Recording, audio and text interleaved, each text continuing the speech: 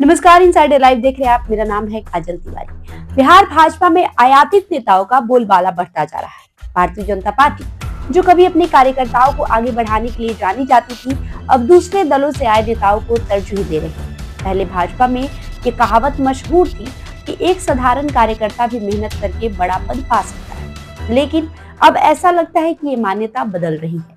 हाल के दिनों में भाजपा में कई नेता शामिल हुए हैं जो पहले दूसरे दलों में।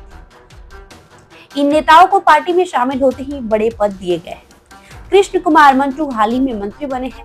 मूल रूप से जदयू नेता रहे हैं। वे नीतीश कुमार के करीबी माने जाते हैं। मंत्री पद की शपथ लेने के बाद वे सबसे पहले जदयू कार्यालय गए और वहां के कार्यकर्ताओं से मुलाकात किया। 2010 और 2015 में उन्होंने जदयू के टिकट पर चुनाव लड़ा था। 2015 में उन्हें भाजपा के प्रत्याशी की हार का सामना करना पड़ा।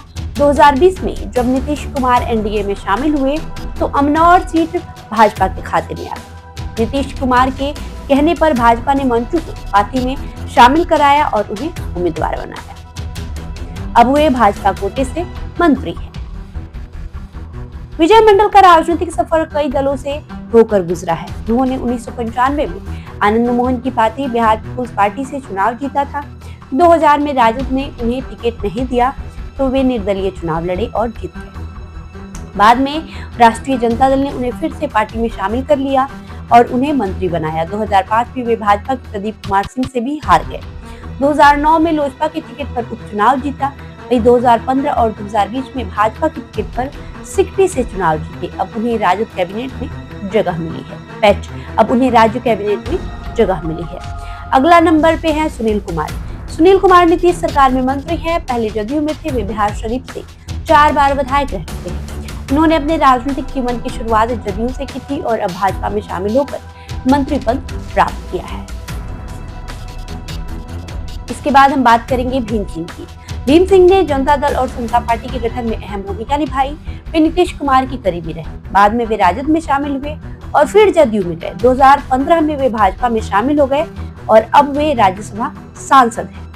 इसके बाद हम बात कर लेते हैं सम्राट चौधरी की। सम्राट चौधरी 1990 में सक्रिय राजनीति में आए। 1999 में वे बिहार सरकार में कृषि मंत्री रहे। 2000 और 2010 में परबता से विधायक चुने गए। 2010 में उन्हें विपक्ष का मुख्य सचेतक बनाया गया। 2014 में शहरी विकास मंत्री रहे। 2018 में भाजपा में शामिल हुए और प्रदेश उपाध्यक्ष बने। वर्तमान में वे विभाग परिषद सदस्य और उप मुख्यमंत्री हैं।